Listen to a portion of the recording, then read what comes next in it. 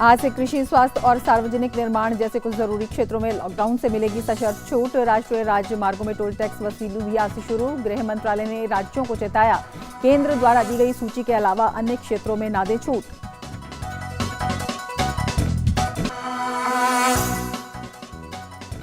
दिल्ली, पंजाब और तेलंगाना ने किसी भी तरह की छूट न देने का किया फैसला। तेलंगाना में लॉकडाउन 7 मई तक बढ़ा। वहीं पंजाब सरकार ने लॉकडाउन में छूट देने का निर्णय लिया वापस। दिल्ली सरकार 27 अप्रैल को करेगी समीक्षा बैठक। पीएम नरेंद्र मोदी ने सोशल मीडिया के जरिए कोविड-19 संकट पर अपने विचार किए साझा। कठिन समय में डिजिटलीकरण द्वारा की जा रही लोगों की मदद का किया जिक्र। युवाओं से अपने नवाचारों से नई कार्य संस्कृति का नेतृत्व करने का किया आह्वान।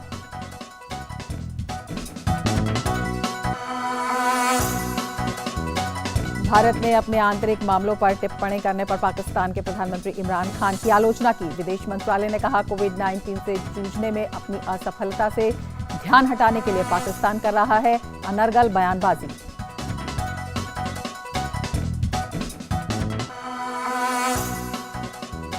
भारत में अब तक कोविड-19 के कुल 14,175 सक्रिय मामले। अब तक 543 लोगों की मौत, 2,546 लोग स्वस्थ होकर घर लौटे। गोवा और मणिपुर हुए संक्रमण मुक्त।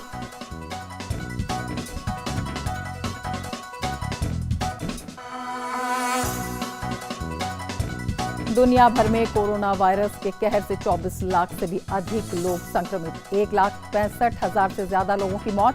सबसे ज्यादा प्रभावित अमेरिका में मरने वालों का आंकड़ा 41,000 के पास।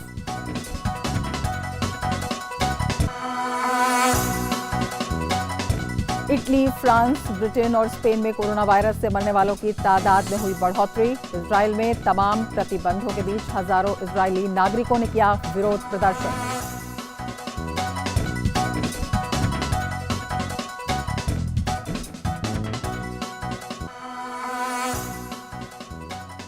रमजान शुरू होने से पहले सऊदी अरब, यूएई सहित कई देशों और प्रमुख मुस्लिम धर्म गुरुओं ने घर पर ही नमाज अदा करने और सामूहिक कार्यक्रमों से दूर रहने की अपील के साथ जारी किए कड़े दिशा निर्देश।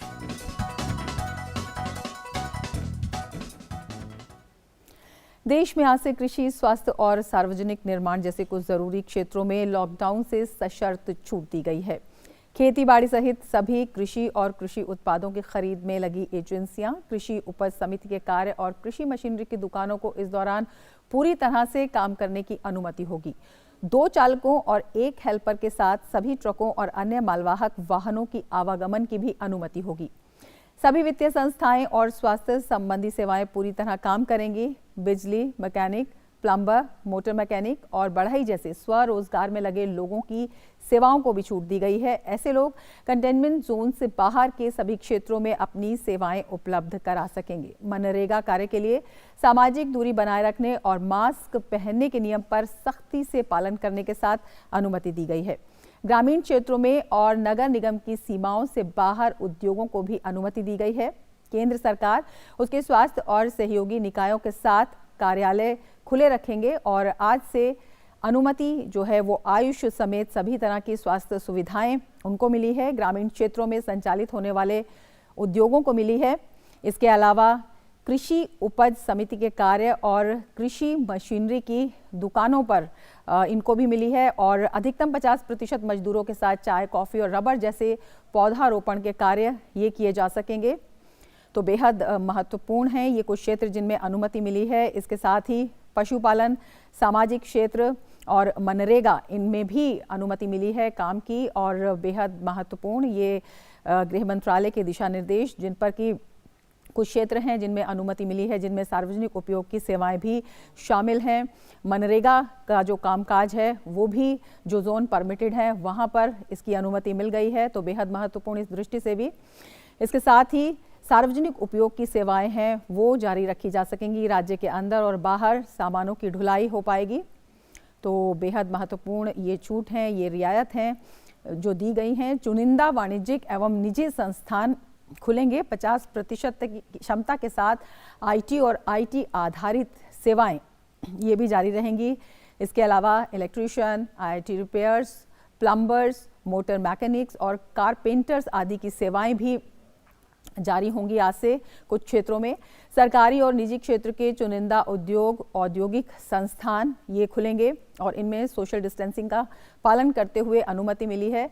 निर्माण के चुनिंदा काम होंगे। मेडिकल, पशु चिकित्सा और अनिवार्य वस्तुओं की ढुलाई समेत आपातकालीन सेवाओं के लिए निजी वाहनों का संचालन होगा, लेकिन इसमें जो कड़े दिशा निर्देश हैं उनका पालन करना होगा।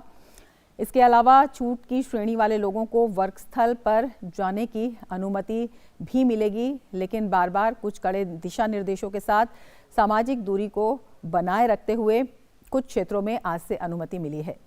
गृह मंत्रालय ने कुछ ऐसे राज्यों और केंद्र शासित प्रदेशों को लिखित में सूचित किया है जो अपने मुताबिक जरूरी वस्तुओं और राहत प्रक्रियाओं की सूची तैयार कर रहे थे कि वे समग्र संशोधित दिशा निर्देशों से अलग ना जाएं। गृह मंत्रालय ने ये साफ किया है। गृह मंत्रालय ने पत्र में राज्यों और केंद्र शासित प्रदेशों से संशोधित समग्र दिशा निर्देशों का पालन सुनिश्चित करने को कहा है। गृह मंत्रालय ने संबंधित अधिकारियों को लॉकडाउन की प्रक्रिया का बगैर किसी ढील के सख्ती से पालन करने का निर्देश दिया है। केंद्र ने कहा है कि आपदा प्रबंधन एक्ट 2005 के तहत इसकी अनुमति नहीं है। केंद्र ने इस मामले में सुप्रीम कोर्ट के विचारों का भी जिक्र किया है।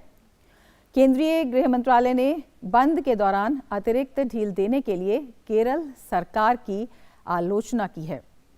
गृह मंत्रालय ने कहा है कि रेस्टोरेंट, किताबों की दुकानें खोलने की मंजूरी देने का केरल सरकार का निर्णय बंद के नियमों का उल्लंघन करता है। तो राज्यों और केंद्र शासित प्रदेशों को पत्र लिखा है और सूचित किया है केंद्र ने कि जो निर्धारित दिशा निर्देश हैं उनका पालन किया जाए, उससे अलग ना जाया जाए। हमारे साथ हमारे